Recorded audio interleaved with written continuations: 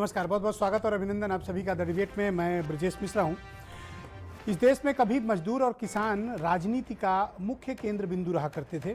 इस देश की राजनीति हमेशा किसान और मजदूर चलाते थे।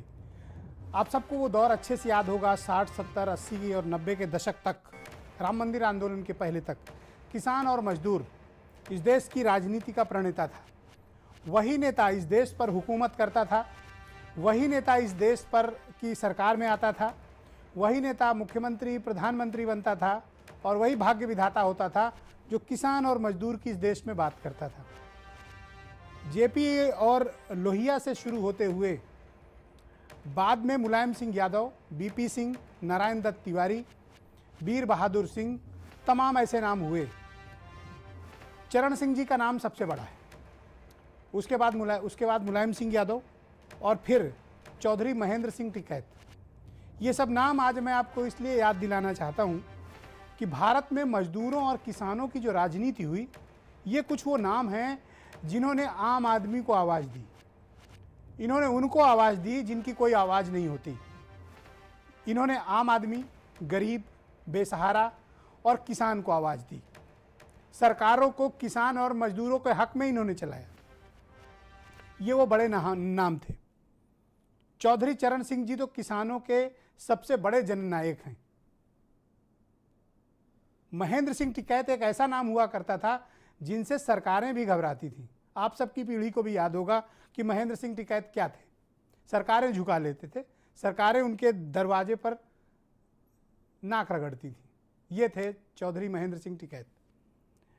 आप ये सोच रहे होंगे कि मैं आप सबको ये क्यों याद दिलाता हूँ। इस देश में इतने इतने ताकतवर मजदूर संघ हुए हैं जिनके सामने सरकारों ने सरेंडर किया है। इस देश में मजदूर संघों की वो ताकत रही है कि जितने भी लेबर रिफॉर्म इस देश में हुए, आज़ादी के बाद से लेकर अब तक, मजदूर संघों ने तमाम विचारधाराओं के टकराव, अलग अलग विचारधारा होने के बावजूद एक मुद्दे पर वो हमेशा एक रहे हैं। वो मुद्दा था मजदूरों का, वो मुद्दा था मजदूर के हितों का। तो किसान और मजदूरों की समानांतर लड़ाई इस देश में 60 के दशक से शुरू हुई और 90 के दशक तक चली। किसान हित ही सर्वोपरि होते थे और किसानों से ही नेता चुनकर आते थे जो भारत पर हुकूमत करते थे। ये कृषि आधारित प्रधान देश है। उत्तर प्रदेश सबसे बड़ा सूबा है, तो जाहिर सी बात है कि सबसे बड़े किसान नेता, सबसे ताकतवर किसान नेता, मजदूर नेता इसी प्रदेश से निकले। फिर ऐसा अचानक क्या हो गया, ऐसा क्या वक्त बदल गया कि आज वो किसान और वो मजदूर मारा मारा फिर रहा है, सड़क पे कुचल जा रहा है, गाड़ियां कुचल दे रही हैं किसानों को, ट्रेन के सामने कट जा रहे हैं किसान।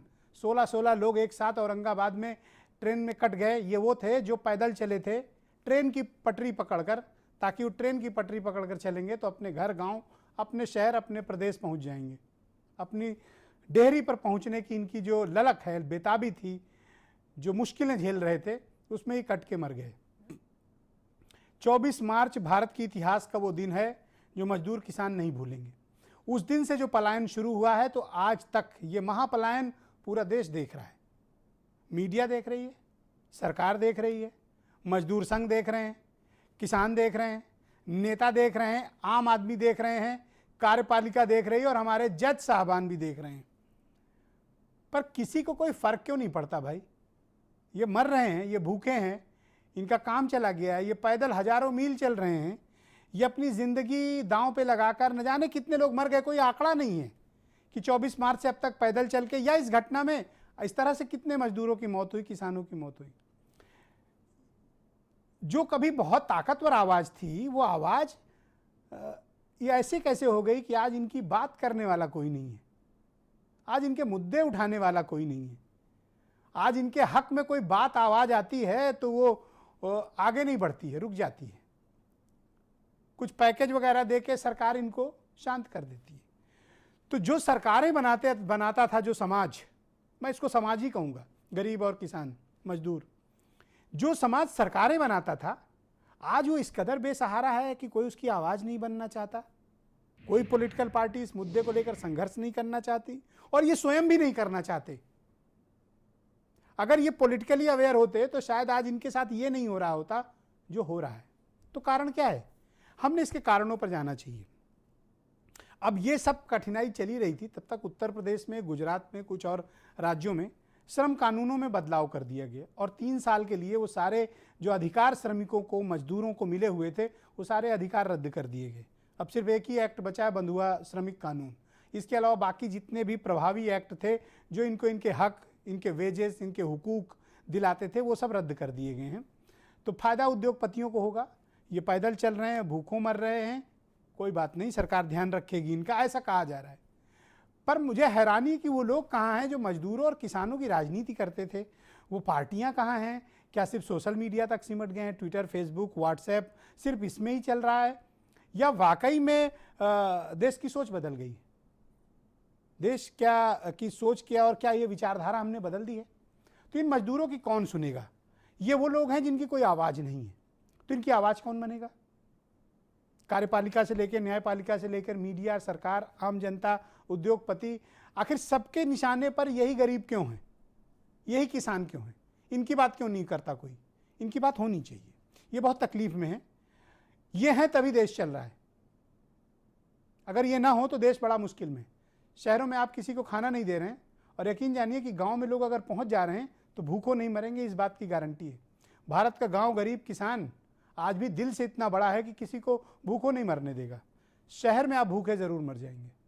ये तब्दीली है एटीट्यूड की, संस्कृति की, जो भारत के ग्रामीण परिवेश में आज भी भारत जिंदा है, शहर में नहीं है। तो ये जो बहुत ताकतवर थे, ये अचानक से इतने कमजोर कैसे हो गए कि आज इनकी बात करना भी लगभग गुनाह जैसा हो गया है? हम इस विषय को आज उठाएंगे और हमने तमाम आज बड़े बड़े मजदूर नेताओं को ही बुलाया है जिनका जीवन खप गया मजदूरों की, किसानों की राजनीति करते हुए। तो मैं चाहूँगा कि हम इसे पता करें कि भाई क्या हो गया कि जो सरकार बनाते थे आज इतने बेसहारा हैं कि भीख मांग रहे हैं और इनको कोई पूछ नहीं रहा है। जरा कुछ बयान सुनिए, फिर बात आगे बढ़ाएंगे।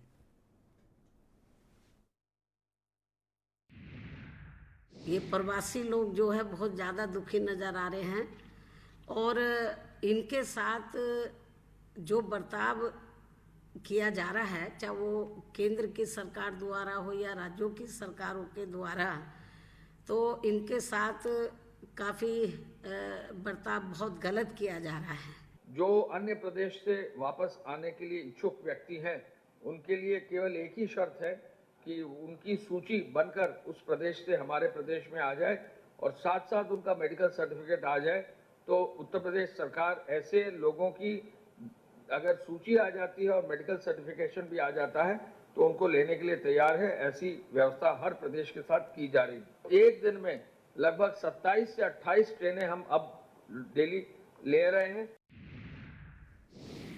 ऑलराइट, आज की डिबेट को आगे बढ़ाते हैं। मेरे साथ हरीशचंद्र श्रीवास्तव भारतीय जनता पार्टी से हैं, सर्वेश द्विवेदी जी भारतीय मजदूर संघ के बड़े नेता रहे हैं और 40-45 साल भारतीय मजदूर संघ में इन्होंने गुजारा है। सोहेल आबिद जी हैं मेरे साथ यूपी मजदूर संगठन से, राम सिंह जी हैं प्रदेश सचिव मजदूर सभा से और भारतीय किसान यूनियन से, आलोक वर्मा जी, और दिल्ली से एक बहुत ही महत्वपूर्ण शख्सियत मेरे साथ इस कार्यक्रम में शामिल हो रहे हैं, Shiv Gopal Mishra ji, all India railway men's federation के महामंत्री हैं और इस देश के बहुत ही जाने माने मजदूरों के, रेल कर्मियों के नेता हैं। बहुत बहुत स्वागत और धन्यवाद आप सभी का। हरीश जी, मैं तमाम चर्चाओं के इतर ये थोड़ा एक अलग से मैं चर्चा करना चाहता हूँ। आपको भी बहुत लंबा वक्त हो गया उत्तर प्रदेश में गांव गरीब किसान मजदूरों की राजनीति करते हुए। आखिर ये हो ऐसा कैसे गया कि आज इनकी बात उतने प्रभावी तरीके से उठ नहीं पा रही? आज मैं देख रहा हूँ कि 24 मार्च से अब तक ये चले आ रहे हैं पैदल, हर कोई देख रहा है, लोकतंत्र के चारों पाए देख रहे हैं इनको, पर इनकी कोई मदद नहीं कर रहा है। ये वैसे ही भिखारियों की जैसी ज़िंदगी इनकी हो गई है, मारे मारे फिर रहे हैं। आखिर इतनी तब्दीली कैसे आ गई? क्या हो क्या गया ये? नहीं ब्रिजेश जी, देखिए, अगर आप इसको पूरे इस टोटलिटी में इस समस्या को देखेंगे, ये निश्चित रूप से बहुत ही पीड़ादायी है, बहुत ही दुखद है कि जिस तरह से बच्चों के साथ, परिवार के साथ पैदल चले आ रहे हैं, मुंबई से, कहीं उड़ीसा से, कहीं इतनी दूर से लोग आ रहे हैं, ये अपने आप में बहुत तकलीफदेह बात है। सरकार, जबकि हमारे माननीय मुख्यमंत्री जी लगातार इस बात का भरोसा दे रहे हैं कि आप जहां हैं वहीं रहिए, हम आप सबको ले आएंगे। और उन्होंने कोई कोर कसर भी नहीं रखी। आपने देखा कि रातों रात जब गाज़ियाबाद बॉर्डर पे लाखों मजदूर इकट्ठा हुए तो 2000 बसें लगा करके उनको सबके उनके गांव और उनके घर सबको ससम्मान पहुंचाया। आज भी जो बहुत सारी श्रमिक स्पेशल ट्रेनें विभिन्न प्रदेशों से बसों द्वारा श्रमिकों को अगर आप ससम्मान ला इतना रहे सब कुछ हैं, कर रहे उनके हैं, भोजन पानी उसके की बावजूद व्यवस्था, आप उनको देख रहे हैं पैसा, कि उनको- लाखों की तादाद में लोग चले ही आ रहे हैं, चले ही आ रहे हैं, चले ही आ रहे हैं। बिल्कुल यही पीड़ा की बात है, यही पीड़ा की बात है। और दुखद पहलू इसका ये है कि जो भय का माहौल बना, मुझे एक बात बहुत चुभती है कि एक इस कोरोना महामारी के चलते एक जो वातावरण बना उसके नाते, या जहाँ जिन शहरों में ये मजदूर काम कर रहे थे जो पैदल निकले, तो वहाँ भी कुछ लोगों को जागरूक लोगों को चाहिए था कि उनको भरोसा देते कि नहीं आप अभी यहीं रुकिए, उनके भोजन पानी की व्यवस्था एक प्रश्न वहाँ और है करते, कोई दिक्कत मेरा तकलीफ आपसे। होती तो उनको ये तो इतनी करते। तकलीफ में मजदूर तो हैं, जी। उसके बावजूद और जो आपने मजदूर उत्तर प्रदेश संगठन में थे- श्रम कानूनों को परिवर्तित क्यों कर दिया, उनको उसमें बदलाव क्यों ले आए? क्या कारण है कि आपको उद्योगपतियों की तो चिंता है, उद्योग की चिंता है कि उनको कोई तकलीफ ना हो, आप श्रम कानून बदलाव कर रहे हैं, वो भी ऐसे कठिन वक्त पे जब वो अपने जीवन के संघर्ष कर रहे हैं? ये तो आप उनकी परेशानी में दो विपत्ति और उनके ऊपर डाल रहे हैं। नहीं देखिए मिश्रा जी, इसको आप इसका एक पहलू आप देख रहे हैं, लेकिन अगर आप इसको व्यापक परिप्रेक्ष्य में देखें तो इस कोरोना महासंकट के कारण जो अर्थव्यवस्था में और जो पूरे समाज में देश में जो दिक्कतें पैदा हो रही हैं, ज़रूरी है कि उद्योग धंधे चाहे एमएसएमई हो चाहे बाकी उद्योग हों वो पुनः चलें, और पुनः चलने के साथ साथ ताकि रोज़गार लोगों को मिल सके। ऐसा ना हो कि लोग लौट रहे हैं इतनी दूर से इतनी तकलीफ़ें उठा करके और वो बेरोजगार रहें, उनके सामने दूसरी रोटी की समस्या खड़ी हो, तो उद्योग किसी तरह से उनकी पहिया चल सके और बाहर से जो चाइना से बचे, मजदूर बचे या ना बचे, उद्योग शिफ्ट हो रहे नहीं, मजदूर वो परस्पर पूरक है। आप देखिए उद्योग तभी चलेगा जब मजदूर और कामगार काम करेंगे, बिना उनके उद्योग नहीं चल सकता। उद्योग का एग्जिस्टेंस ही उन्हीं से है, और उद्योग चलेगा तो मजदूरों की, कामगारों की आपने अपनी बात रखी, आपकी सहमति हो सकती है, पर मेरी इस विषय पर थोड़ी असहमति है। आपको श्रम कानूनों में बदलाव इस वक्त नहीं करना चाहिए था जब वो अपने सबसे कठिनाई, सबसे विपत्ति के दौर पे। सर्वेश द्विवेदी जी मेरे साथ मौजूद हैं, भारतीय मजदूर संघ के नेता रहे हैं। बहुत स्वागत आपका सर्वेश जी। मेरे दो सवाल हैं आपसे। पहला तो ये कि गरीब मजदूरों के साथ पिछले 24 मार्च से जो कुछ भी इस देश में हो रहा है वो बड़ा तकलीफ देता है, और ये बताता है कि मजदूरों की हालत ये हो गई है गरीबों की कि ना तो उन्हें सरकार पूछ रही है, ना उन्हें सिस्टम पूछ रहा है, ना उन्हें शहर पूछ रहे हैं। कल्पना करिए कि इतनी बड़ी त्रासदी कम से कम हमारी पीढ़ी ने, इतना बड़ा महापलायन, इतनी तकलीफ गरीब किसान मजदूर की शायद हमारी पीढ़ी ने तो नहीं देखी, आप लोगों ने शायद देखी हो। कारण क्या है, और सरकारें इस इशू को एड्रेस करने में फेल क्यों हो गई? देखिए भाई ब्रिजेश जी, पहले तो मैं आपको बधाई दूं कि आपने इस पर मजदूर पर चर्चा कराई, और औरंगाबाद में जो 16 मजदूर मरे उनके लिए श्रद्धांजलि। और एक और बड़ी बात कि आप हमेशा राष्ट्रीय विषयों को लेते हैं, इसके लिए भी मैं आपको बधाई कर देता हूं। ये जो समस्या है मजदूरों की, ये इसलिए नहीं है कि मजदूर से किसी को कोई पैसा तो मिलता नहीं वोट के अलावा, और कारपोरेट से चुनाव के लिए इनको फंड मिलता है, ब्यूरोक्रेसी को उनसे पैसा मिलता है। कोई राजनेता ये बताएगा कि 3 लाख करोड़ रुपया अभी मार्च में सब्सिडी दी गई, मजदूर के हिस्से में 3 रुपए गए क्या? और जहां तक सवाल है कि जब से मनरेगा का चला है, गांव के लिए मनरेगा है, शहर के लिए क्या है? और शहर में जो काम करते हैं उनके लिए श्रम कानून क्या है? सरकारों ने जानबूझ करके रेगुलर एम्प्लॉय को समाप्त करके कॉन्ट्रैक्ट वर्कर और वर्क कॉन्ट्रैक्ट पर काम कराना शुरू किया, तो उनकी जो सुख सुविधाएं श्रम कानूनों में मिलनी चाहिए वो भी नहीं मिल रही, और इसके बाद 3 साल के लिए इन्होंने अभी उस पर प्रतिबंध लगा दिया। तो ये मजदूर विरोधी है। चाहे जो राजनीतिक पार्टी हो, वह सब मजदूर विरोधी खेमे में खड़े हैं और मजदूरों का हित नहीं कर रहे। और इसलिए आवश्यकता है कि अगर देश को ठीक चलाना है तो इस कोरोना जैसी समस्या का निदान किसान और मजदूर के पास है, न उद्योग के पास है, न ब्यूरोक्रेसी के पास है। और ये दोनों बेईमान हैं और इनको ही राजनेता मदद कर रहे हैं। और इसलिए मेरे मन में यह है कि आज जो मजदूरों की कमी है, जो कठिनाई है, इस पर ट्रेड यूनियन नेताओं को भी रेगुलर की नेतागिरी छोड़ करके और ये ठेके के असंगठित मजदूरों की ट्रेड यूनियन की एक्टिविटी करनी चाहिए, जिससे कि ये अपने वापस जाए और मनरेगा 100 दिन का नहीं 365 दिन का रखा जाए और उनका बजट अलॉटमेंट किया जाए। वो मजदूर वहीं गांव में रहें, जीवित रहें, सुरक्षित रहें। और ये नगर की जो बड़े बड़े नगरों के दावे किए जा रहे हैं, ये 24 मार्च से इस देश में चल रहा है, बड़े लोगों को सुविधा देने के लिए। सर्वेश जी, 24 मार्च से ये देश देख रहा है महापलायन। मेरी पीढ़ी ने नहीं देखा, जिस पीढ़ी में मैं पैदा हुआ हूं। हो सकता है कि आप लोगों ने देखा हो इतनी बड़ी त्रासदी और इतना बड़ा पलायन। ये मुझे विचलित करता है, मुझे बड़ा बेचैन करता है, मुझे बहुत तकलीफ में डालता है। कभी नहीं हुआ जी। ये जो हो रहा है वास्तव में इतना दुखदाई है। और मैं तो चूंकि अब इतने आयु के हो गया हूं, मुझे इतना खराब लगता है कि आज मजदूर की बात करना, पूछना किसी के बस की नहीं है। और जितना संगठित क्षेत्र का है वो वैसे ही कमजोर हो गया जी। और सबसे बड़ी बात ब्रजेश जी, आर्टिकल 43A जो संविधान की बात कर रहे हैं, मैं उनसे पूछना चाहता हूं, प्रबंध में भागीदारी है किसी की?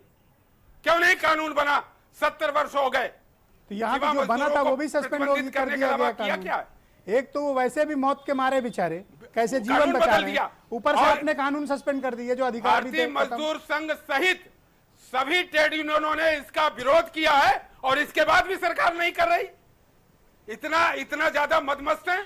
और एक बात और बताएं, नंदा जी को छोड़ करके, नंदा जी प्रधानमंत्री तक रहे, वही श्रम मंत्री रहे फुल फ्लैश, और इसके बाद फुल फ्लैश मंत्री नहीं रहा केंद्र में। तो यह जो उपेक्षा है मजदूर की, श्रम शक्ति की उपेक्षा है, शोषण है जी। इसके बारे में जब तक यह संगठित मजदूर आंदोलन के लिए खड़ा नहीं होगा तब तक ये हो नहीं सकता।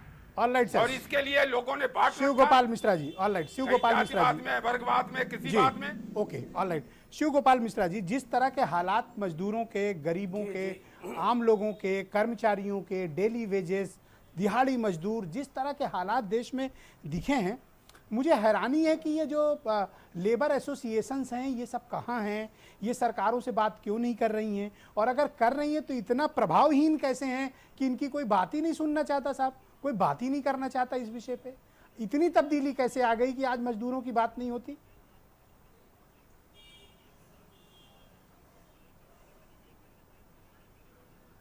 ब्रजेश भाई, आपको बहुत धन्यवाद कि मैं भी सर्वेश जी की तरह ही आपको आज आपने इस गोष्ठी को मजदूरों के ऊपर केंद्रित जो समस्याएं हैं उनके ऊपर रखने का काम किया। मैं आपका बहुत शुक्रिया अदा करता हूं। आज विशेष तौर पर मैं आपका विशेष शुक्रिया इसलिए भी अदा करना चाहूँगा कि आज 8 जून है। 8 जून 1974 को अखिल भारतीय रेल की हड़ताल हुई थी। वो व्यापक हड़ताल थी। आज लॉकडाउन के पीरियड में गाड़ियाँ नहीं चल रही हैं। उस समय भी हमारे श्रमिकों ने, रेल के श्रमिकों ने ऑल इंडिया रेलवे फेडरेशन के नेतृत्व में अपनी कोऑर्डिनेशन कमेटी बना करके गाड़ियाँ रोकने का काम किया था। उसके लिए बहुत सारे लोगों ने अपनी जान दी, बहुत सारे लोगों ने अपनी जो है कुर्बानियाँ दी। तो उनको भी सच सच नमन करना चाहता हूँ, उनको भी याद करना चाहता हूँ। औरंगाबाद में जो साथी गए उनको भी नमन करना चाहता हूँ। आपने बड़ा एक मौजूद विषय लिया कि आखिर से ये मजदूर जो है वो इतना मजबूर क्यों हो गया है। उसका सबसे बड़ा कारण जो मेरे समझ में आता है वो ये है कि हमारे जो मजदूरों की एकता है वो विषमता में परिवर्तित होती जा रही है। और उसका सबसे बड़ा कारण जो है पॉलिटिकलाइजेशन जो ऑफ ट्रेड यूनियन, जो राजनीतिक दलों के कोख से जो है वो यूनियनें पैदा होने लगी, उन्हीं की वजह से ये सारा प्रॉब्लम हो रहा है। अगर हम free independent democratic trade union की चर्चा करें और उसको लेकर के आगे बढ़ने का काम करें जी। तो मुझे लगता है कि सारे लोग आ सकते हैं। अब प्रॉब्लम क्या होती है, बीएमएस सबसे बड़ा संगठन है हमारा, अच्छे लोग भी हैं। अभी सर्वेश जी ने जितनी बातें कही हैं, जितने फोर्स के साथ कही हैं, मैं समझता हूँ बहुत सारे दूसरे लोग नहीं कहेंगे। लेकिन अब समस्या ये है कि हमारी पार्टी सत्ता में है तो सब जय जय है, और हमारी पार्टी सत्ता में नहीं है तो उसको उखाड़ करके और समंदर में फेंक दिया जाएगा। बीएमएस की तो सत्ता है इस ये देश जो में, उत्तर प्रदेश मजदूरों में। का विभाजन उसके बावजूद आई राजनीतिक अप्रिशिएट तौर पर सर्वेश हुआ द्विवेदी है, कि बहुत मैं समझता बोल्डली हूँ उन्होंने सबसे मजदूरों के बड़ी जो पक्ष है में वो बात हमारी रखी। वो कमजोरी अभिनंदन है। के पात्र हैं सर्वेश द्विवेदी आज। नहीं, मैं इसीलिए मैं उनको जानता हूँ, वो मेरे बड़े भाई हैं, वो हमारे दादा हैं, तो मैं उनका पूरा सम्मान करता हूँ इसलिए। और अब वही नहीं है, बीएमएस के तमाम लोग जो हैं वो इस मामले पर एकदम हम लोग साथ खड़े होते हैं और कहते हैं कि नहीं, ये लड़ाई होनी चाहिए। लेकिन क्वेश्चन इस बात का है कि इस देश में जो मजदूर आंदोलन है उसको ये सोचना पड़ेगा, न राइट न लेफ्ट, जी, न ईस्ट न वेस्ट, हमको तमाम लोगों को इकट्ठा होकर के इस देश के मजदूरों के बारे में सोचना पड़ेगा। और मजदूरों के बारे में जब हम सोचेंगे तो हमें 3 करोड़ संगठित मजदूरों के बारे में जो सोचते हैं, उनके अलावा समय जितने भी 33 मजदूर करोड़ संगठन हैं जो आज की तारीख में सत्ता के एजेंट हो गए हैं, मजदूर हैं, सत्ता उनको की भी देखना दलाली में पड़ेगा। लिप्त हैं, और या तो सत्ता जी, के सबको बगलगीर एक मंच पे आना हैं, या तो फिर कोई पद ले लिए हैं, और या तो कोई ओबलाइज हैं सरकारों से। ब्रिजेश- उनकी दम नहीं है कि वो मजदूरों के पक्ष में बोल पाए। ब्रिजेश जी, मैं एक और बात आपको कहना चाहता हूं, वो ये है कि इस देश में पहले से ही श्रम कानून नहीं थे, उनको इम्प्लीमेंटेशन करने के लिए मशीनरी नहीं थी, अगर है भी तो उनके नाखून नहीं है, दांत नहीं है जी। और उसके बावजूद मध्य प्रदेश ने, उत्तर प्रदेश ने सारे श्रम कानूनों को जो है वो शिथिल कर दिया। ये तो बहुत बड़ी डेमोक्रेसी है ही नहीं सर, बोलना ये पड़ेगा, जनतंत्र की हत्या है, बोलना ये पड़ेगा सर। पूरे तौर पर जो है वो एक तरीके से तानाशाही है। जी, हम इस बात को लेकर के पूरे देश के जो मजदूर आंदोलन है उनको इकट्ठा कर रहे हैं। आप जो कहीं पे ये स्थिति हो गई है कि हम पे कमीशन बड़ी मुश्किल से लाते हैं, वेज रिवीजन कराते हैं, और यहाँ पर कई सरकारें जो हैं वो तनख्वाह काट ले रही हैं। हमारे केंद्रीय सरकार ने डीए मर्ज कर दिया, फ्रीज कर दिया। तो ये सब चीजें जो हैं वो अच्छी नहीं है। वो हमारे साथ बैठे, हमसे बात करें, जितना पैसा उनको चाहिए शायद हम उससे सर, ज्यादा 2 और दिलवा दें। मजदूर नेता हैं लेकिन हमारे साथ। इसके बगैर मैं चाहता सारी हूं कि चीजें वो चल भी रही अपना हैं। पक्ष कुछ रखें। लोग सिर्फ राजनीति में, जी। आज देश में इतनी परिस्थिति खराब है, मैंने पहले ही कहा था कि लॉकडाउन के समय में कि ये प्रवासी मजदूर सबसे बड़ी समस्या बनेंगे। ऑलराइट, सोहेल हमें साहब, खुशी है जी। कि पीयूष जी ने मेरी बात सोहेल सुनी, आबिद बोर्ड ने जी, मेरी बात सुनी, मजदूरों के उन्होंने साथ कहा जो कि कुछ भी हो जैसे रहा ही है, आदेश आएगा ये हम मुझे गाड़ियां लगता है चलाने कि का इससे काम बड़ी करेंगे। मानवीय आज त्रासदी सवेरे तक कम से कम हमारी पीढ़ी ने तो नहीं देखी, स्पेशल आप लोगों ने हो ट्रेन सकता है कि देखी हो, चलाने का काम लेकिन किया उसके हमारे बावजूद लोगों ने। मैं देखता हूं कि मजदूरों लेकिन की कोई आवाज नहीं है, अगर उनसे मजदूरों की बात पैसे करने लेंगे वाला लोग, कोई नहीं है, राज्य मजदूर के सरकारें मुद्दों पैसा पर बात नहीं नहीं देंगी, होती। अब तो श्रम इससे कानून भी कैसे बदल काम दिए गए। तो मैं सोहेल ब्रिजेश जी, जी आपसे यही कहना ब्रिजेश जी, चाहूंगा आज के मौके मैं पर शुक्रगुजार हूं कि आपका ये तमाम कि मजदूर आप आंदोलन को अकेला इकट्ठा चैनल है करके भारत मंच पर लाना समाचार पड़ेगा। जिसने मजदूरों और सरकारों किसानों के खिलाफ मुद्दे को ये जो राष्ट्रीय काम लेवल पर हुआ है, उठाने का काम हटाने किया। का, आई सल्यूट उसके यू लिए सर। हमको थैंक यू पूरे सो मच, देश थैंक यू। में ओके, पूरे- शिव गोपाल जी प्लीज वेट, और एक बिल्कुल पूरे शिव गोपाल देश जी, में- Shiv Gopal ji please wait. Yes, पूरे देश में सर आप देख रहे हैं कि 24 मार्च से और आज तक किस तरीके से मजदूरों का पलायन हो रहा है। कभी कह दिया जाता है कि उत्तर प्रदेश से बसें जा रही हैं तो आनंद विहार में, दिल्ली में हजारों मजदूर इकट्ठा हो जाता है कि हम यहाँ पे तो हम खाने को नहीं मिल रहा है, हम अपने घर पहुँच सकेंगे, लेकिन वहाँ पे मुट्ठी भर बसें भेजी जाती हैं और बड़ी अफरा तफरी का माहौल हो जाता है।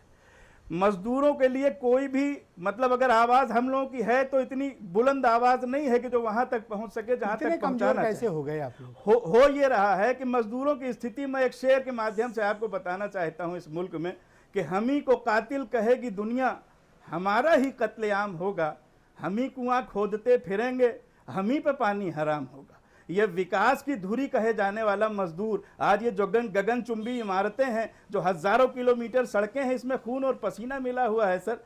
आज आप ये कह रहे हैं उन्होंने कर्नाटका में, आप देखिए तो हु केयर, आपकी परवाह कौन करता है?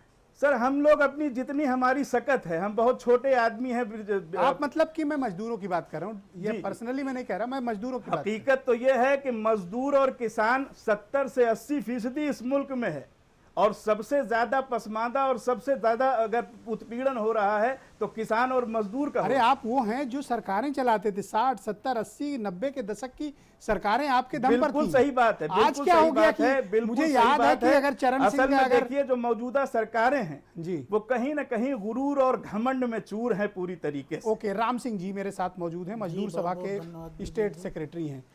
भाई आप लोगों की हालत इतनी बुरी कैसे हो गई कि आज आपकी बात करना भी मुझे लगता है कि गुनाह हो गया है। ब्रजेश सर ऐसा है आज्ञा ले सकता हूं? ब्रजेश जी, जी सर, मैं शिवगोपाल जी 2 मिनट रुकिएगा सर, मैं आपका पक्ष लेके फिर आपको विदा करूंगा सर। मेरा 2 मिनट ये रुकिए है जी, कि बोलिए मैं बोलिए। आपको बहुत बहुत धन्यवाद देता हूं हृदय से जी कि आपने मजदूरों के बारे में ये बात उठाई।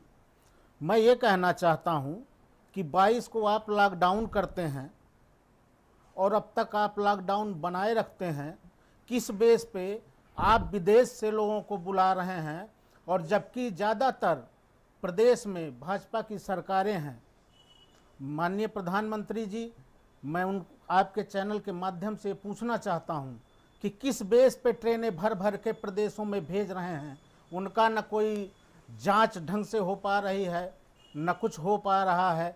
हम कह रहे हैं कि जिस प्रदेश में वो हैं जी, उसी प्रदेश में उनका उपचार हो, अगर वो बीमार हैं उनकी रोजी रोटी की व्यवस्था कराई जाए। आदरणीय मुख्यमंत्री जी हमारे प्रदेश के कह रहे हैं जितने भी मजदूर आ रहे हैं मैं उनको रोज़गार देने का काम करूंगा।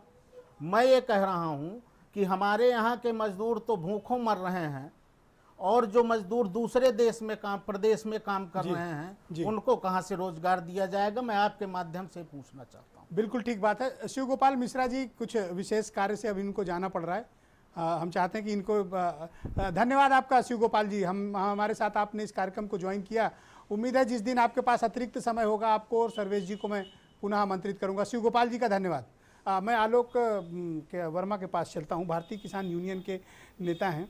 भैया आलोक जी, मैंने देखा है चौधरी चरण सिंह का दौर, मैंने महेंद्र सिंह टिकैत का दौर देखा है। मुझे याद है तब मैं पत्रकारिता में था, आ गया था, बहुत जूनियर ही था। मैंने महेंद्र सिंह टिकैत का वो दौर देखा था कि सरकारें घुटना टेकती थी उनके दरवाजे पे। आज हालत ये हो गई कि आप लोगों की अगर बात कोई करे तो एक तो आवाज़ नहीं है, आपकी बात नहीं सुनी जाती। अब आपकी श्रेणी में मजदूर भी शामिल हो गए, कारण क्या है? आप लोग ऐसे कैसे हो गए? देखिए ब्रजेश जी, सबसे पहले तो मैं आपको धन्यवाद देना चाहता हूं कि आपने देश के गरीब मजदूरों के लिए अपने इस चैनल पे बहुत बड़ी डिबेट शामिल की और मजदूरों के लिए बात किया। देखिए मैं आपको बताना चाहता हूं कि टिकैत साहब से लेकर के आज तक हम लोग बराबर आंदोलनों में लगे रहते हैं, सरकार तक बात पहुंचाते हैं, लेकिन आप इस चीज़ को देखिए कि सरकार ही पूरी तरह से कन्फ्यूजन में चल रही है। सरकार को ये आज समझ में नहीं आ रहा है कि हम क्या करें और क्या ना करें। सबसे बड़ी दिक्कत है कि आप देख लीजिए 24 मार्च से जो मजदूरों को पलायन हो रहा है और आज की तारीख तक क्या सरकार को ये, अभी तो सरकार के पास ये डेटा ही नहीं कि हमारे कितने लोग बाहर काम कर रहे हैं, हमारे कितने आदमी दिल्ली में फंसे, कितने हरियाणा में फंसे, सरकार के पास कोई डेटा ही नहीं। वो सिर्फ चिल्ला देती है कि हम दिल्ली से इतने मजदूरों को उत्तर प्रदेश ले जाएंगे और वहां पर सुनिए पूरी भीड़ इकट्ठा हो जाती है, जिससे बहुत असमंजस की स्थिति पैदा होती है। आज जो सरकार कर रही है इसकी क्या मंशा है मैं नहीं जान सकता, लेकिन ब्रजेश जी मैं आपको अपने गांव की बात बताता हूं, गांव मजदूरों की बात बताता हूं कि मुख्यमंत्री जी ने 1-1 हज़ार रुपये हर श्रमिक को देने की बात कही, लेकिन जैसे ही दूसरी किस्त पहुंची उन्होंने तुरंत शराब के ठेके खोलने का आदेश कर दिया। और मैं आपको सही में बताऊं, शराब की ठेकों के बगल में आज की डेट में राशन खरीदने वालों की दुकानें सज गई हैं कि अगर किसी के पास पैसा नहीं है तो जो राशन फ्री में मिलता है गेहूं चावल वो जाके वहां बेचिए, पैसा लीजिए और शराब खरीदिए। तो मजदूर के पास एक तो खाने को कुछ है नहीं जी, सरकार जो पैसा है वो भी वापस ले रही है, तो ऐसे में मजदूरों के पास पलायन है और बाकी बेरोजगारी, इसके अलावा कुछ रास्ता क्या बचता हो है? गई? देखिए हम लोग की ताकत आज भी है, हम लोग आज भी जो है मुजफ्फरनगर में टिकैत साहब ने सबसे कहा है, मैं नहीं मानता कि आपकी ताकत है कोई। मैंने देख लिया आपकी ताकत, गाजियाबाद बॉर्डर पे देखा था, लास्ट ईयर। डोंट माइंड, बुरा मत मानिएगा, नहीं नहीं ब्रजेश जी बुरा बुरा नहीं मत मान रहे मानिएगा, हैं, हमने लेकिन देखा है वहाँ- आप क्या हैं। नहीं नहीं बुरा मानने की बात नहीं है, लेकिन वहां पर गाजियाबाद में जिस तरीका का माहौल था, वैसे में हमारे बहुत सारे किसान थे। सरकार को आखिरी में आपने देखा भी होगा, मानना पड़ा, हम लोग गए, हम लोग राजघाट तक जाने आपकी की कोई बात बात कह रहे नहीं थे, मानी हमने गई गए। ना आपकी कोई बात इंप्लीमेंट की गई, ये आप मैं असहमत हूँ इस बात तथ्य से। नहीं ब्रजेश जी, हम लोग जो है मजदूरों के ऊपर काम कर रहे हैं और हमारे ओके, जंगल के बीरेन जी जो भी आ लोग गए हैं, आपके मित्र बीरेन जी भी इस डिबेट में आ गए। भाई बीरेन जी, आज आप सुबह से बड़ा विचलित थे ये औरंगाबाद की घटना के बाद। ये मजदूरों की समस्या का समाधान हम क्यों नहीं निकाल पा रहे हैं? दूसरा, ये देश की जो मुख्य धारा की राजनीति है, ये किसान मजदूर इतना इरेलीवेंट कैसे हो गया कि किसी को फर्क ही नहीं पड़ा कितने लोग मर गए। मैं देख रहा हूँ कि वैसे ही है सब, जैसे कुछ हुआ ही नहीं, मर रहे हैं लोग तो मर गए, श्रद्धांजलि बस हो गया। इतना निष्ठुरता कैसे आ सकती है? मतलब उस लेवल को कोई कैसे पॉलिटिकल लोग या ब्यूरोक्रेट्स इसको अचीव कर सकते हैं कि उनको फर्क ही नहीं पड़ा? देखिए, इस देश में काफ़ी लंबे समय से तमाम सारी ऐसी विपदाएं आती रहीं जिसमें सबसे ज़्यादा नुकसान गरीब का होता है। लेकिन ये जो कोरोना आया है, इसने मजदूरों को जिस तरह से बर्बाद किया है। आज लखनऊ में एक दंपत्ति जानकीपुरम में रहता था, छत्तीसगढ़ साइकिल से जा रहा था और शहीद पथ पर एक्सीडेंट हुआ, पति पत्नी मर गए और 2 बच्चे उसके घायल हैं। तमाम मजदूर औरंगाबाद में कट गए मालगाड़ी से, तमाम सारे मजदूर पैदल चलते चलते मर रहे हैं। इस देश में ऐसी भयावह तस्वीर कभी देखी नहीं गई थी। अब सरकारें, किसी ने लॉकडाउन जल्दी लगाया, किसी ने देर से लगाया, रेलगाड़ी चलाने का फैसला देर से लिया या पैसा ले लिया, तमाम सारी बातें हैं। हमारे यहाँ कई लाख मजदूर आए, उनको कभी बस से ढोया गया, कभी उनको खाने के लिए क्वारंटाइन सेंटर से लेके तमाम सारी इतनी भीड़ की समस्या रही जी। लेकिन इतनी बड़ी भीड़ को, इस देश को संभालने के लिए क्या पहले से कोई तैयारी हो सकती थी, या कहीं पर सरकारें चूकी, या मजदूर खाली मरने के लिए बना है? तमाम सारी बातें हैं। लेकिन ब्रजेश जी, सबसे बड़ी बात यह है कि जो अखबार बिछाकर फुटपाथ पर सो जाता है, मजदूर कभी नींद की गोली नहीं खाता। जो अपनी मेहनत से, अपने परिश्रम से, अपने खून पसीने से दिन भर काम करता है, दूसरों के घर बनाता है और शाम को थक कर सो जाता है सड़क पर। दुख दर्द बांटना हर सक्षम आदमी और सरकार का काम है, इसमें कोई बुराई नहीं है। लेकिन हम लोगों ने जिस तरह से ये पूरे मामले में देखा है कि मजदूरों को चाहे ट्रेन से लाया गया हो, चाहे बस से, पैसा सब जगह लेने की शिकायत आई। नहीं, तकलीफ सोहेल हुई। आबिद ने बिल्कुल ठीक बात कही कि जो कुआं मजदूर खोदता है ना, उसी का पानी उसको हराम हो गया है आज के दौर पे। जिस ट्रेन की पटरियां उसने बिछाई हैं ना, उसी ट्रेन में उस कट के मर गया वो, और किसी पे मैं देखता हूँ फर्क ही नहीं पड़ा, जैसे कुछ हुआ ही नहीं। कहते हैं कि यूं भूख से, गरीबी से मजबूर हो गए और छोड़ी कलम और किताब तो मजदूर हो गए। तो जिसके पास ये सब सुविधा नहीं है पढ़ने लिखने की, वो मजदूरी के अलावा कहाँ जाएं, उनके बाल बच्चे कहाँ पढ़ें, ये सब तमाम सारी चीज़ें हैं। लेकिन इतना ज़रूर है कि जिनकी बड़ी बड़ी हवेलियाँ हैं, धन्ना सेठ है, बड़े बड़े घोटाले करके बड़े बड़े बिल्डर और बड़ी बड़ी चमचमाती गाड़ियों में घूमने वाले लोगों के लिए मजदूर आज भी एक उदाहरण है। और वो जाने जी कि मैं मजदूर हूँ, मजदूर ये कहता है कि मुझे मजदूर कहने में कोई शर्म नहीं आती, क्योंकि मैं अपने खून पसीने की खाता हूँ। मैं जनता की कमाई नहीं लूटता, मैं इस देश की मिट्टी को सोना बनाता हूँ अपनी मेहनत से। तो तमाम सारी चीज़ें हैं जिन पर अब ये वक्त आपने आज पूरे देश के मजदूरों को इकट्ठा। ये बताइए, रेलवे स्टेशन पे कुली काम करते हैं, मिश्रा जी बैठे थे, उन कुलियों को सरकार ने, किसी ने मदद दी? उनके हाथ भी कोई यात्री नहीं आ रहे हैं। हजारों हजार कुली बेघर हैं, खाने तक के लाले हैं। वो कौन से धन्ना सेठ थे? जो पैसा दिया गया, अभी ये बता रहे थे किसान यूनियन वाले कि इधर दो उधर लो। अभी हम आप लोन लेने जाएं तो बैंक कहेगा कि भाई 2 आदमी के नाम बताओ जिसको बैंक में जानते हो। एक सज्जन बैंक में लोन लेने गए तो उनसे पूछा गया तो उन्होंने कहा भाई मैं तो किसी को नहीं जानता, हाँ नीरव मोदी और विजय माल्या को जानता हूँ। तो बैंक वालों ने उनका फॉर्म फाड़ के फेंक दिया और गाली धक्का दे के बाहर कर दिया। और यहाँ 1000 रुपया दे रही सरकार और बगल में जाओ दारू पियो, ना हो तो गेहूं चावल बेचो, वहाँ पैसा परचून की दुकान से लो वहाँ पियो। हाँ, आलोक ने तो बड़ी सरप्राइजिंग बात बताई। तो ये बहुत बड़ी बात है कि जब हमारे यहाँ खाने के लाले हैं जी, देखिए किसी सरकार का उद्देश्य ये नहीं है कि वो कहे कि जाओ हम पैसा दे रहे हैं तुम शराब पियो, लेकिन अगर ठेका बंद होता तो वो पैसा निश्चित ही बच्चों के उनके परिवार के काम आता।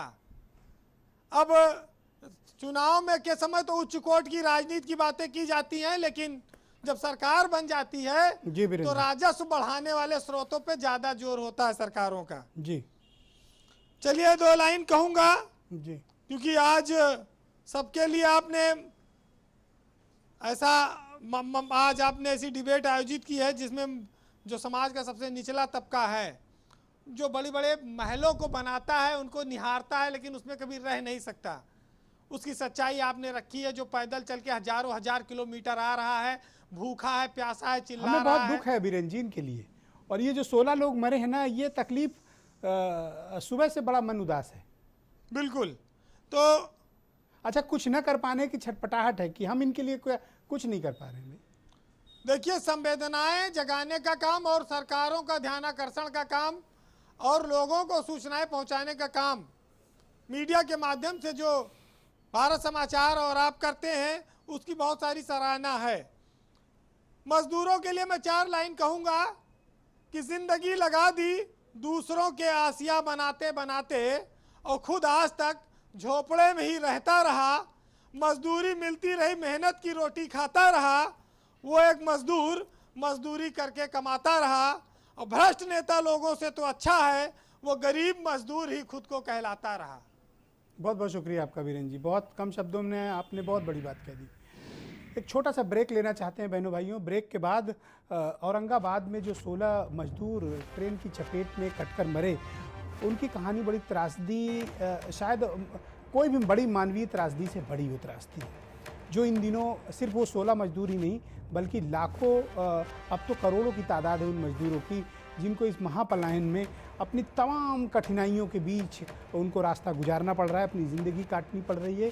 उनको सामाजिक का जो सपोर्ट सिस्टम एक चाहिए सरकारों से जो मिलता है वो नहीं मिल पा रहा है। गांव ग्रामीण आज भी किसानों को, मजदूरों को अपना रहा है, उनको स्थान दे रहा है, खाना दे रहा है, लेकिन हमारा सिस्टम उनको अभी तक सही से सहूलियत तक उपलब्ध नहीं करा पा रहा है, बल्कि उनको जो कुछ थोड़े बहुत अधिकार भी हैं उसको भी खत्म कर दे रहा है।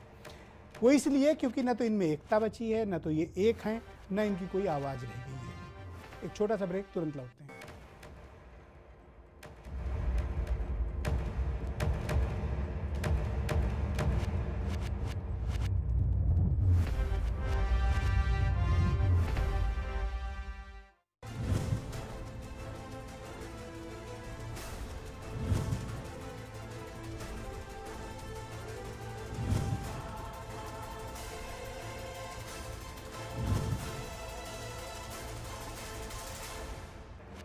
औरंगाबाद की घटना है, एक खौफनाक उदाहरण है।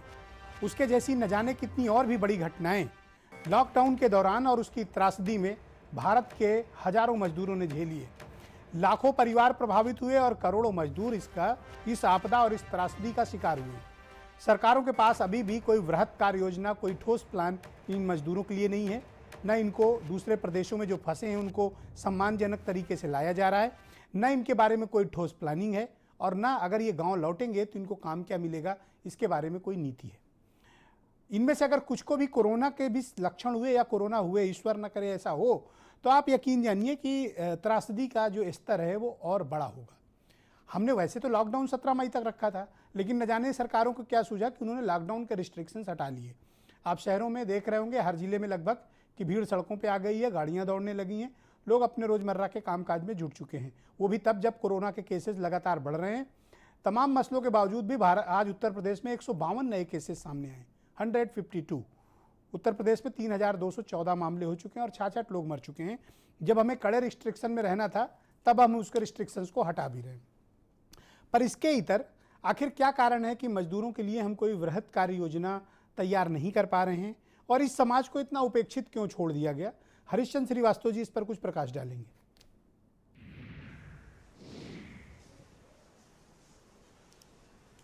नहीं, देखिए, जहाँ तक मजदूरों के जो रोजगार की बात है उसको लेकर के माननीय मुख्यमंत्री जी ने लगभग 1 महीने पहले ही जी यहाँ के अधिकारियों को आदेश दिया था। उसमें एक कमेटी भी है आलोक सिन्हा जी के अध्यक्षता में, वो उन पे काम कर रही है।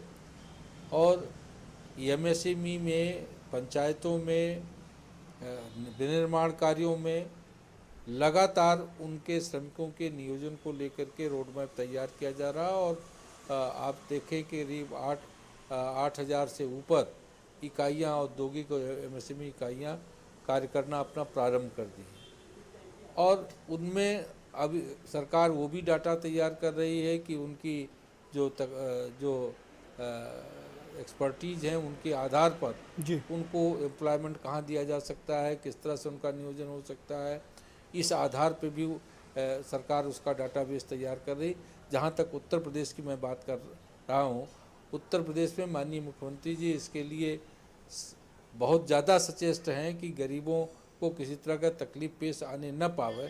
और आप देखिए कि लगभग 6 लाख, मतलब 7 लाख के आसपास 6.68 लाख मीट्रिक टन जो राशन है वो प्रति माह उत्तर प्रदेश में लोगों को दिया जा रहा है।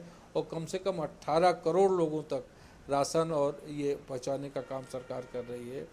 इस तरह लगभग 3.26 महिलाओं को, जो वृद्ध महिलाओं को जो पेंशन की राशि है, मजदूरों को 2-2 महीने का 1 हज़ार के हिसाब से 2,000। तो आपके हिसाब से सब ठीक है, कोई समस्या वाली तो बात है नहीं? जो मजदूर बहुत राजी खुशी हैं, अच्छे से हैं?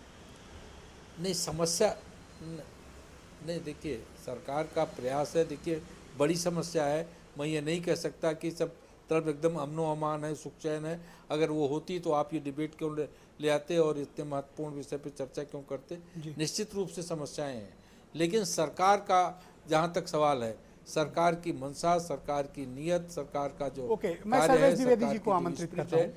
सर्वेश द्विवेदी जी, 2-3 चीजें मोटे तौर पर बहुत स्पष्ट होनी चाहिए। पहली चीज तो ये कि जो समाज, जो वर्ग भारत की राजनीति का मुख्य केंद्र बिंदु था, मेरा वो सवाल अभी भी अनुत्तरित है कि वो आज इतना इरेलीवेंट कैसे हो गया कि आज उसकी आवाज़ को भी बुलंद करने वाले लोगों की संख्या बहुत कम पड़ गई। शिव गोपाल जी भी थे आपके साथ जुड़े हुए हैं, उन्होंने भी ये बात सुनी, समझी, आपने भी कही। लेकिन क्या कारण है कि ये चाहे इंटक हो, चाहे वो कांग्रेस वाला मजदूर संघ हो, या फिर आप लोगों का मजदूर संघ हो, या दूसरे मजदूर सभा हो, या दूसरे और भी संगठन हो, ये इतने आवाज़ विहीन कैसे हो गए कि आज ये मजदूरों की आवाज़ नहीं बन रहे हैं, जबकि ये मजदूरों के इतिहास की सबसे बड़ी त्रासदी।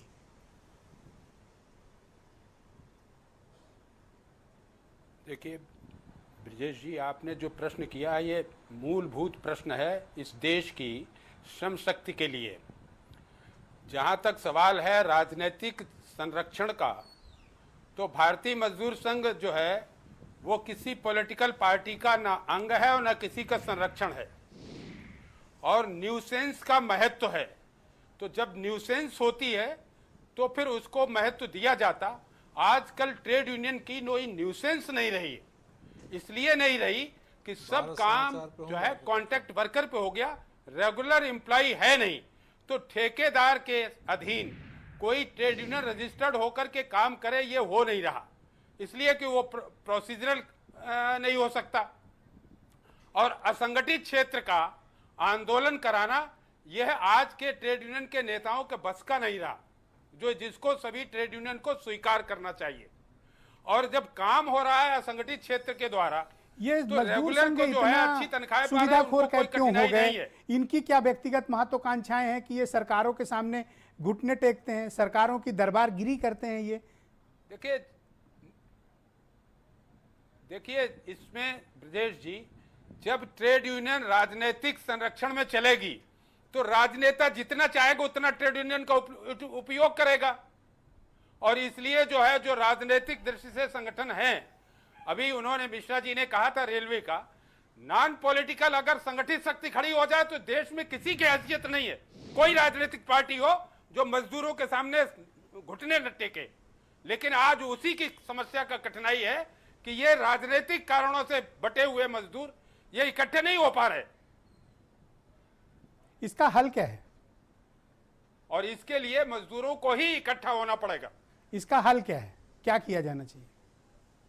और विदेश जी एक बार बता दे, ये सरकार को सोचना चाहिए कि इनके श्रम मंत्री, यहां पर कंस्ट्रक्शन बोर्ड बना हुआ है जिसके पास करोड़ों करोड़ रुपया है, 4,000 करोड़ क्या रुपए किसी 4,000 करोड़ है उसके पास, जिसके पास काम नहीं खर्च किया, 1 रुपया नहीं, अटैनी नहीं, और उसको अपना बराबर करने के लिए रहेंगे। तो यह इनका न ब्यूरोक्रेसी, न लेबर डिपार्टमेंट और न राजनेताओं की यह सोच है कि मजदूरों का हित कैसे होगा, और मजदूरों के साथ वार्ता भी नहीं करते। मुख्यमंत्री को वार्ता करनी चाहिए थी, सबको मजदूरों को बुला करके, उनको फुर्सत नहीं है, श्रम मंत्री को फुर्सत नहीं है, इसलिए कि उनका महत्व ये नहीं है। और जिस दिन ये महत्व हो जाएगा उस दिन देश की दिशा दशा दोनों बदल जाएगी। यही प्रधानमंत्री के लिए, यही मुख्यमंत्री के लिए। अभी भारतीय मजदूर संघ का प्रतिनिधि मिला गृह मंत्री से, लेकिन अभी उसका सलूशन क्या है? जब तक प्रधानमंत्री बुला करके बात न करें और इनके मजदूरों को उचित स्थान न दिलाएं, तब तक ये सब बकवास है और ये ऐसी हवाबाजी से कुछ नहीं होने वाला।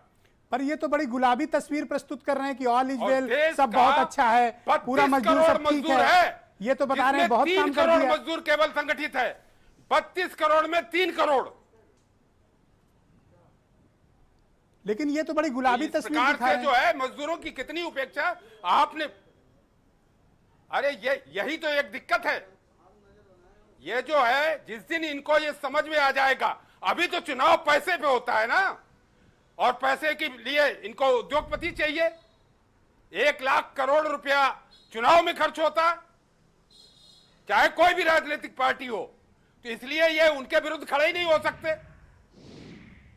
एक भी कानून नहीं बन रहा जो मजदूरों के हित का हो, और जो बना था वो भी रद्द कर दिया। बहुत बातें हैं जो बना था वो भी स्थगित कर दिया। सुरक्षा कर रहे, जो बना था कानून वो भी स्थगित कर दिया। और क्या? तो ये किसके लिए किया है? उद्योगों के लिए। और 16 लाख करोड़ रुपया मांग रहे और ये देंगे, लेकिन मजदूर के लिए नहीं। मजदूर का पैसा जमा है कंस्ट्रक्शन बोर्ड के पास और उसमें से नहीं दे रहे। ईएसआई नहीं कर रहा पूरा लेबर डिपार्टमेंट, उसके पास इंफॉर्मेशन नहीं। कम से कम इंफॉर्मेशन लेते। ये जो मजदूर मरे हैं किस उद्योग के थे? अभी ये उद्योग खुलेंगे तो कहां से आएंगे मजदूर? ये क्या इनकी योजना है? इतने बड़े बड़े ब्यूरोक्रेट डिपार्टमेंट खोल रखे, इनका क्या है? इनके पास कुछ नहीं है, केवल पैसा बनाना। इतना भ्रष्ट मशीनरी हो गई है जिसकी कोई सीमा नहीं। सरकारी सिस्टम फेलोर करने में लगे पड़े हैं भ्रष्ट लोग। ब्यूरोक्रेट्स और उद्योगपति, ये दोनों का गठबंधन और राजनेताओं का संरक्षण, ये तीनों का गठबंधन देश की तरक्की को रोक रहा है। आपकी पीड़ा को मैं समझ रहा हूं सर्वेश जी। आपके पीड़ा, आपके शब्दों और आपकी भावना और आपके चेहरे से उस तकलीफ को मैं समझ सकता हूं, क्योंकि 40-50 साल आपने मजदूरों की सेवा की है, तो उसके हर एक तकलीफ से आप वाकिफ हैं। मैं आपकी हर एक बातों से अक्षरशः सहमत हूं। मेरे साथ सोहेल आबिद जी मौजूद हैं। सोहेल भाई जी सर, जो तकलीफ का जिक्र आज सर्वेश जी ने किया जी, मैं पूरी भावना से उनको नमन करता हूं और उनका अभिनंदन करता हूं। जी। यही भावना हो सकती है जो आज मजदूरों को एक करेगी जी। यही वो भावना है, यही वो चिंगारी है जो आज सर्वेश जी से निकली है। यही है जो मजदूरों को एक करेगी और उनका खोया गौरव, हक और हुकूक वापस लाएगी। ब्रजेश जी, मैं आपको 2018 बिजली विभाग के मतलब जो है आंदोलन की तरफ ले चलता हूं, जब मौजूदा सरकार जो है 7 जिलों का सर्विस प्रोवाइडर बदलने का काम कर रही थी और 5 शहरों का निजीकरण इन्होंने करने का पूरा मंसूबा तय कर लिया था, और 22 दिन हम लोग आंदोलनरत रहे और सारे संगठन, ब्रजेश जी का भी संगठन, सारे संगठन क्या नाम है, आदरणीय शैलेंद्र दुबे जी के नेतृत्व में संघर्ष समिति ने इस लड़ाई को लड़ा और सरकार को बैक फुट पे आना पड़ा और निजीकरण के प्रस्ताव को वापस लेना पड़ा। ऐसा नहीं है कि अगर हम संगठित हो जाएंगे आप तो संगठित सरकारें हैं, हमको आप दबा कर्मचारी लेंगी। हो, आप संगठित हो, पर जो असंगठित हैं और एक चीज उनका और क्या हम होगा? एक अभी हरीश जी कह रहे थे कि मजदूरों के लिए बहुत अच्छा लाएमल तैयार किया जा रहा है। कोई लाएमल ये नहीं तैयार कर रहे हैं। 35,000 संविदा कर्मी बिजली विभाग में काम कर रहे हैं। ब्रजेश जी, आप बहुत बखूबी वाकिफ हैं कि हर महीने 1 से 2 आदमी बिजली का संविदा कर्मी हमारे यहाँ शहीद हो रहा है। तेलंगाना सरकार ने पिछले कार्यकाल में 26,000 संविदा कर्मियों को बिजली के रेगुलर कर दिया। हम लोगों के सारे से ब्रजेश जी एक की बात भी जो सर्वेश जी ने कही बहुत उचित ये कही मांग कि थी एक सिंडिकेट बन गया है मजदूरों के खिलाफ, मजदूरों को दमन 35,000 करने लोगों का। को रेगुलर वो कर देंगे। सिंडिकेट किसका है? इन्होंने वो कोई सिंडिकेट लाएमल में पे उद्योगपति एक हैं, से ब्यूरोक्रेट हैं और पॉलिटिकल आखिर में एक शेर खाली मतलब मजदूरों की तरफ से आपकी नजर कर रहा हूं, आपकी तरफ से, कि वो धूप ही अच्छी थी इस छांव घनेरी से, वो धूप ही अच्छी थी इस छांव घनेरी से, वो जिस्म जलाती थी ये रूह जलाती है। तो मजदूर क्या रूह जलाई जा रही है सर। भाई राम सिंह, ये मजदूरों के साथ जो इतनी ज्यादती जुल्म हो रहा है और इस महापलायन ने जो तस्वीर देखी है वो और ज्यादा खौफनाक है। सरकारें इतना इफेक्टिव कंट्रोल क्यों नहीं कर पाई, या सरकारें असमंजस में रहीं, कंफ्यूज रहीं, या मजदूर उनकी प्राथमिकता में है ही नहीं? मजदूर सिर्फ वोट है, एक वोट है। ब्रजेश जी, मजदूर उनकी प्राथमिकता में है ही नहीं। और इतनी बड़ी त्रासदी जब देश पे आई, आज मजदूर ये जान रहा है कि मैंने क्या खोया है। उसने बहुत ईमानदारी से आदरणीय प्रधानमंत्री जी को चुना, उनमें कुछ देखा, तभी तो पूरे देश की जनता ने एक तरफा, मजदूर और किसान इस देश की रीढ़ की हड्डी है, उसी पे ही पूरा हिंदुस्तान चल रहा है। न कोई ब्यूरोक्रेटी या कोई बड़ा नेता, जितना लाइनों में लग के मजदूर वोट देता है, किसान देता है, उसको बड़ी अपेक्षाएं थी भारतीय जनता पार्टी से और पूरे सिस्टम से। लेकिन जिस तरह से ये पूरा सिस्टम फेल हुआ, आज मजदूर रो रहा है। मैं कल लखनऊ की बात बताऊं, कुछ लोग लुधियाना से साइकिल से 10 लोग चले आ रहे थे, तेलीबाग चौराहे पे उनके पैरों में छाले पड़े थे बेचारों के, 2-2, एक साइकिल पे 2-2 थे। उन्होंने कहा, साहब हम किसी तरह चले तो आ रहे हैं, लेकिन रास्ते में न किसी ने खाना न किसी ने पानी, आज तक किसी ने नहीं पूछा। हमने उनको लंच पैकेट की व्यवस्था कराई। हमने कहा ठीक है भैया, आप धीरे धीरे निकल जाइए। दूसरी बात, हम कह रहे हैं जब गुजरात से मजदूरों का पलायन होता है जी, एमपी बॉर्डर पे 10 दिन वो पैदल चल के पहुंचते हैं, उनको फिर वापस कर दिया जाता है, फिर वो वापस पैदल जाते हैं 10 दिन। उनके बारे में क्या मानवता इतनी मर गई है हमारे देश के नेता कि उनके बारे में सोचने पे मजबूर नहीं हो रहे हैं कि इनके लिए क्या व्यवस्था बनाई जाए कि ये बेचारे जहां हों सुखी तो रहें, कम से कम 2 वक्त की रोटी तो पाएं। ओके। उसके लाले पड़ गए हैं। Okay, alright. आलोक मेरे साथ मौजूद हैं, भारतीय किसान यूनियन के प्रवक्ता हैं आलोक वर्मा। आलोक जी, जो तस्वीर इन दिनों दिखी हमें, और अब तो श्रम कानून भी बदल दिए गए हैं, तो इसका मजदूरों पर, किसानों पर या आप लोगों पर क्या एडवर्स इम्पैक्ट आने वाला है? देखिए ब्रजेश जी, ये जो कानूनों में कानून जो स्थगित कर दिया गया है, इससे 100% दावे के साथ मैं कह सकता हूं कि पूरी तरह से किसानों का, श्रमिकों का हनन होगा। क्योंकि श्रम विभाग जो है मजदूरों की मदद के लिए बनाया गया था, और अगर उसके अधिकारों में कटौती कर ली जाएगी तो पूरी तरह से उद्योगपति और जो श्रम विभाग के सिंडिकेट है वो उनके ऊपर हावी हो जाएंगे। जहां पर आज भी आप देख लीजिए लाखों की संख्या में, लखनऊ का ही ले लीजिए, श्रम विभाग में लाखों की संख्या में यहाँ पर केस चल रहे हैं। किसी ने मजदूरी नहीं दी, किसी ने समय से पहले काम से निकाल दिया, ये सब समस्याएं आती रहती हैं। ब्रजेश जी, मैं एक चीज आपको बताना चाहता हूं कि हमारे उत्तर प्रदेश में श्रम विभाग जो है, इसके पास एक तो सही से जानकारी नहीं है। इनको आज ये पता ही नहीं है कि हमारे उत्तर प्रदेश में कितने श्रमिक हैं। और मेरा सुझाव है आज आपके चैनल के माध्यम से, मैं यहाँ पे कोई आलोचना नहीं करना चाहता, सिर्फ सुझाव देना चाहता हूं कि उत्तर प्रदेश की सरकार को चाहिए कि जितने भी उद्योग हैं, क्योंकि उद्योगों के पास जीएसटी नंबर होता है, वो उनसे सारी डिटेल मांगे कि आपके पास कितने मजदूर काम करते हैं, और उनके साथ एक जियो लागू कर दे कि आपको जितने भी, चाहे 5 मजदूर हो, चाहे 3 मजदूर हो, चाहे 300 हो, सबको आपको जो है पंजीकृत कराना होगा, जिससे सरकार। हरीश जी कुछ बोलना चाह रहे थे, 10 सेकंड का टाइम है सर। हरीश जी गो अहेड। सर्वेश जी की किसी बात से शायद हरीश जी असहमत थे, तो अपना पक्ष रखना चाहते थे। बोलिए सर। नहीं, असहमत नहीं, जो एक सूचना के लिए बताना चाह रहा था कि जो श्रम विनिर्माण का जो 4000 करोड़ रुपए की बात आ रही थी, तो वो फंड है, लेकिन वो सुप्रीम कोर्ट के दिशा निर्देश में ही खर्च हो सकता है, ऐसा स्वयं प्रसाद मौर्य जी ने तो शायद सुप्रीम कोर्ट आपके चैनल जाइए, पे किसी चैनल ये पे एक असामान्य वक्त है उस पे उन्होंने सर्वेश जी, ये कोई सामान्य वक्त तो है नहीं। अगर सुप्रीम कोर्ट से गाइडलाइन लेनी तो लीजिए ना, ब्यूरोक्रेट किस दिन के लिए नौकरी कर रहे हैं? वो पहले से गाइडलाइन, ओके सर्वेश जी, सर्वेश नई गाइडलाइन नहीं है। सर्वेश जी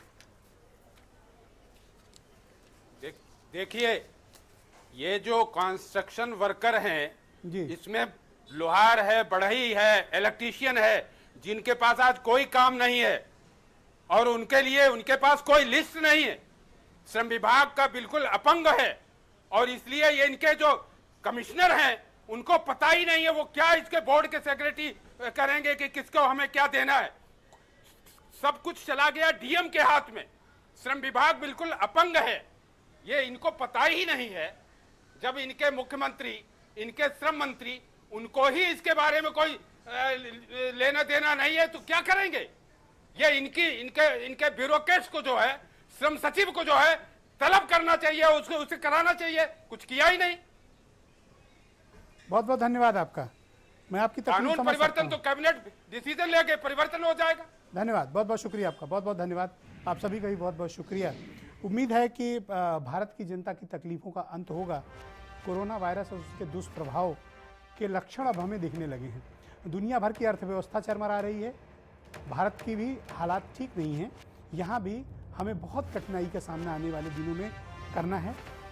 हमें इसके लिए तैयार रहना पड़ेगा और विशेष तौर पर हमको अपने आसपास के जो गरीब, कमज़ोर, मजदूर, किसान लोग हैं, उनकी मदद के लिए हमें एक समाज के तौर पर तत्पर भी रहना पड़ेगा और मजदूरों की सरकार को बात सुननी भी चाहिए। ये सरकारों का कर्तव्य है। बहुत बहुत शुक्रिया, धन्यवाद, थैंक यू।